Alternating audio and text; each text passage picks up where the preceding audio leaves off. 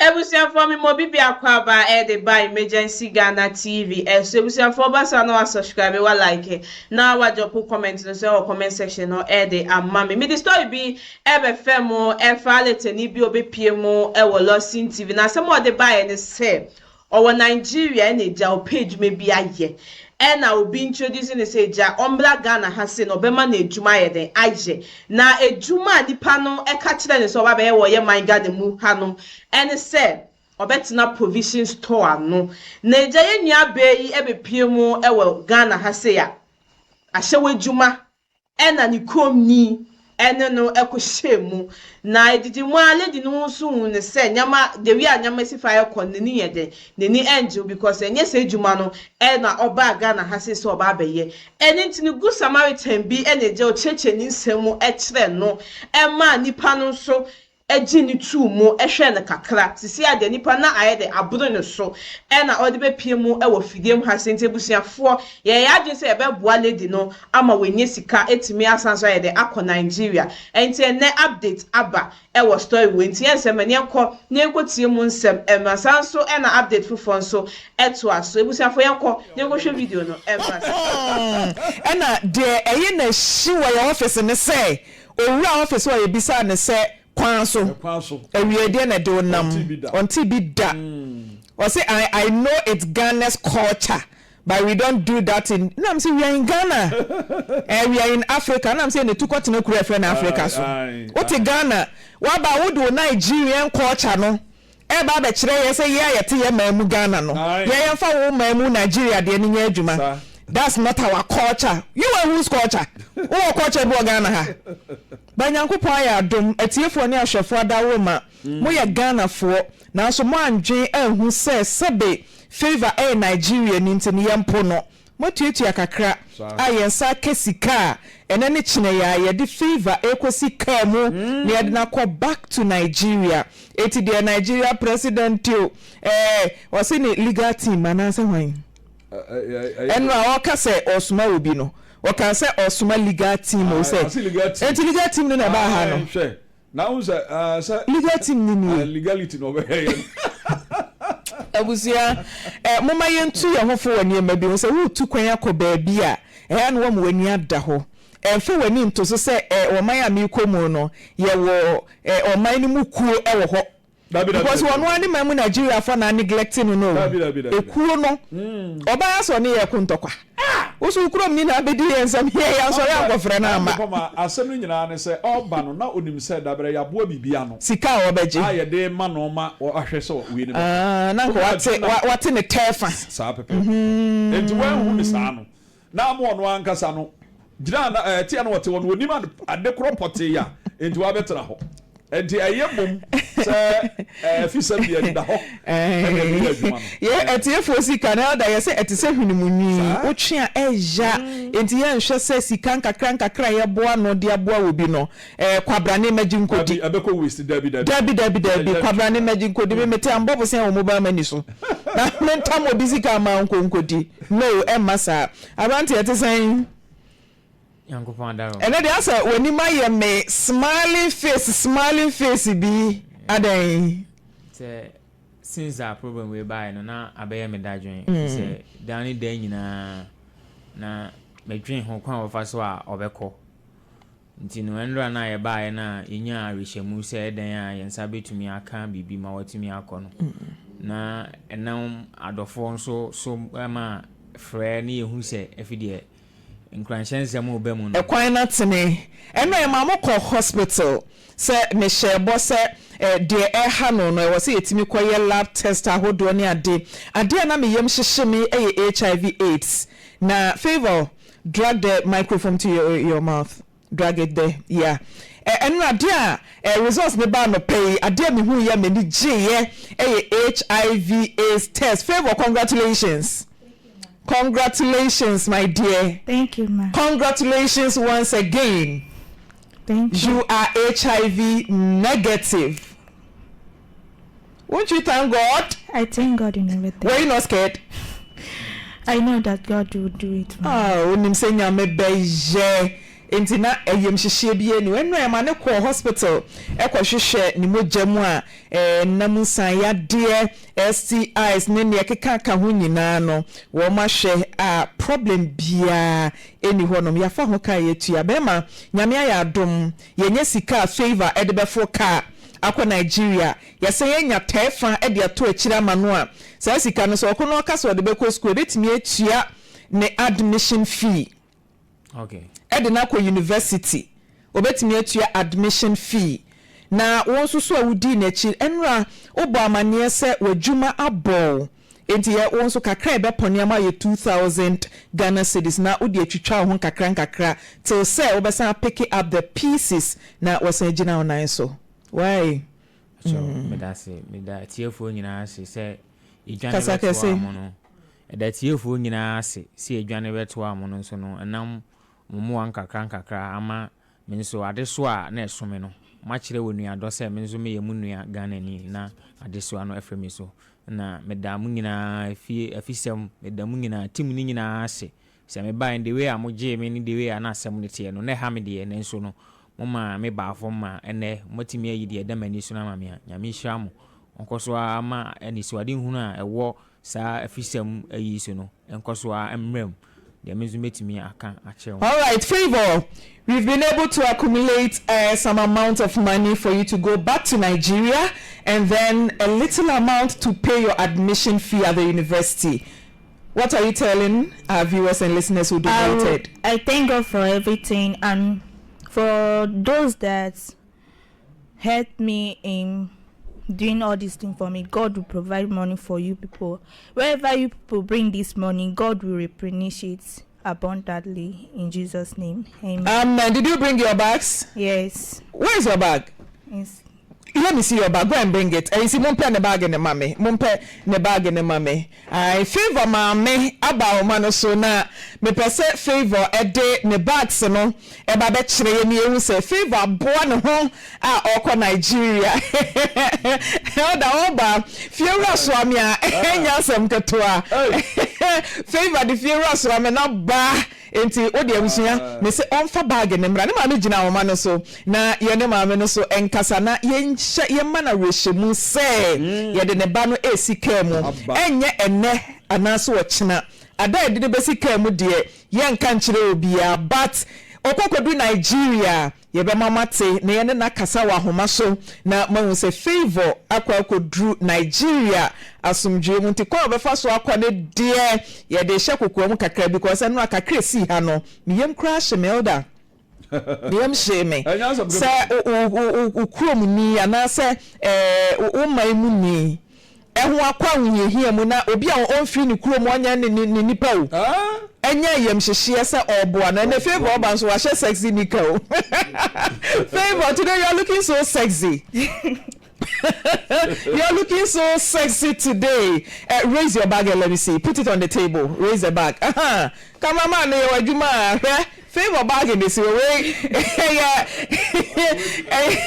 Ghana must go, but where Nigeria must go. Where Nigeria must go. Obviously, Mania J. I am so happy for her. Mania J. Papa. Hello. Good morning. Favor, what's the name of your mom? Glory. Mommy Glory, good morning. Good morning. How are you? Mama Favor, I am fine. How about you? I'm fine too. Okay, Mama Favor, my name is Charlotte. I don't think you can pronounce from Poma, so let me give you Charlotte. This is Lawson TV, Kumase, Ghana. Favor was here to seek for assistance so that she will be back to Nigeria in peace. And we've been able to accumulate amount of money to take her back to Nigeria and a little amount to pay her university admission fee. What will you tell our viewers and listeners? I don't know, but I'm not with any money now. Yes, we've been able to get the money to transport her back to Nigeria. So we want you to appreciate our viewers and listeners because they were the people who donated. How much do you need now?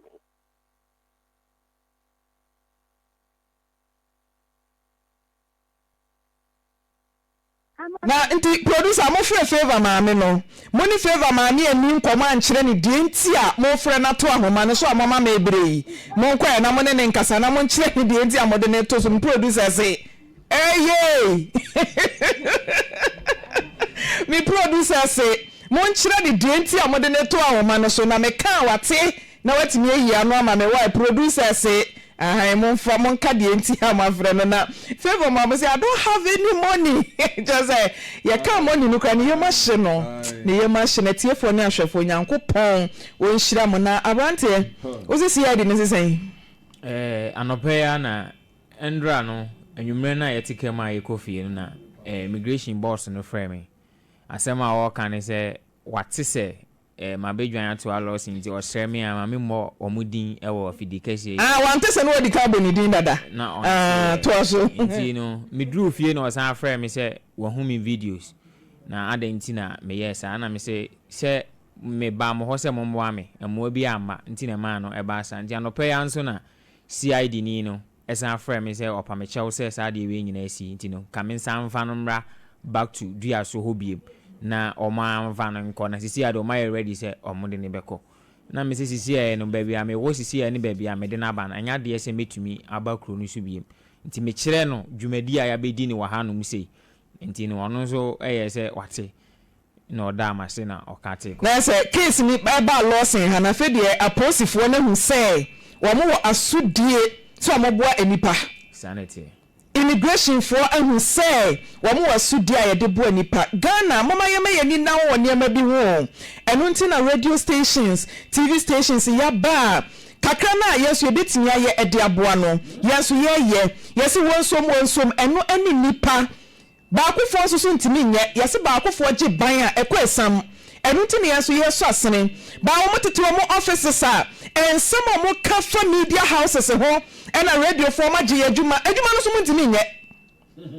ye de adwuma ne maamo no muntimi anye wo Ghana Police Service panimu a wo CID ye de akora ne ho akwa wo ye hie mu abrewa wo se safa ne kosi ba bi a wo fa no adwuma papa na wo ye no na wo de ne ba radio station etiefo ne ahwefo adawroma won beboa ne etimi aboa enipa dasani a motimo offices ana mo kan nsem a ennim nsem hunu ana ya na mo sore na mo di kireye afa ye kwa animu a na ebinom na mo imode court 13 nipa de yeti ha ya ye bosumi ne akire mutimi ya de makora no mantimi anya afa ama no enwa no babedu ane de police ni wo fra hu say wo wasudie oba first so ka che ne say ko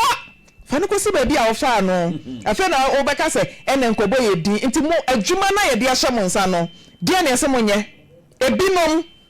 so ye adwuma pa police fo ne bi ye adwuma wo mo anya adwuma ne protocol fo no ono adwuma no anya nye ene atam na kosi wo say brada ye adwuma nti no ono amemene fi bi na odete wo pani bi na atam na si wo no ba so wo abadaye e wa akoma da wo jemu a wo beboa wunua na me ya dom favor you are going back to Nigeria, okay no problem favor and now ba why sexy in Nigeria must go ne si wo no nti atie for madama ye be hwe na ye to ho na mo na favor enya kwan etimi akọ me wo update ba akọ so wo ho no mo a ewo se yetimi edema mo be kae a abrantie bi ene ababa wa bi case e ba ha na ababa wa ne ba ye no na samo a wode ba beto ye nim ene se woni abrantie bi achempena agai dadaada but abrantie ne de ne ka 5000 Ghana cedis a ewo se otimi edi ne sika ema no na ye di nkomo ni wie ye akire ye futuo ni ade ena ye ne abrantie ne ye friend promise ekodi nkomo ena ose obe send girl ni sika ena ababa wa ne wa ha sika no promise a Sunday de na sie moma yenka kaye ho na ye hwe video no kakra ye wia na ya to so e de free ho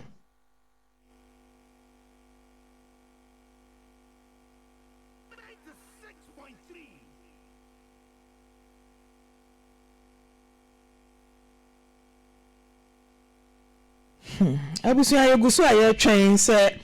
producers and technicians wo di video ni betum na ya hwe akakai ye ho e wo saa case no ho elder se o kai saa case no ho na ye hwe senka producer obehwe no di video na tum na ya akakai etiefo kakra ansa abrante ne ba fie ha na obegi tumu a utua sika no bi a okoye akiri a ono ankasa obi anhye no ye ne kasai se na asede se oboa ababa no ema ono agi tumu se obeboa ababa no ye no ho asene ma mfem okay aha enti no nokwasem ababa na bae no so akwaware wone ne tena ase kakra ono sisi akwaware na ne ma nkoye ne sika bi akodi abrante no ho na abrante no fasika no so ye se galamsey o se den no aha eno ho asem na manfrem poma ken da yeguso aye twen wo mo yenya picture na ebeboa yen ama ye tumi aka video kra ye pe video ne dia to so keke nti ye twen yeguso twen se omo di video ne beto so na yakoye nim antena studio na abaye call madam ante asemuni edisa woji ni sika yala fechire sa udi agro yede na ade be mano ebusiafo mi do bibia so jibre ma yekohwe video no eba ya semi ebepie mu ofide mu ase na meka se tiefo ni ahwefo die mo ya ade ankasa eni ntisisi ano MFK se o monye sika na o mo betimi ayede on betimi amaye ba no anase ye nua ba no etimi akọ Nigeria back na Ghana for yenyimu yehune se nya ye blacks enti no yetimi aboa ye nua be ya na ese aseda e na ye de mamo ye nua be me ya yetimi nso enya kakra dia ma no nso de ebeboa no papa because o say na lady no sinti no na onye adwuma and into nyama 1 or 2 bi ese o de put in place when timi anye enti se adofo etimi aboa ama etimi anye sika kakra dia ama ye nua be ma no nso a ye se aseda nkwa na ye de mam because agana for die ye de ye ade ankasa ye ade nye se na onye mi kromni onye me dian ene de ye de ye mfa ho no matter what ye adwin say ye beboa enti busuafo ha na medimo ebesi channel so be subscribe na wa like na wa drop comment no so e wa comment section ho e de ama me catch ma me AC anything eni me din ye be san so edin hyemo e wa hebium ebusia makam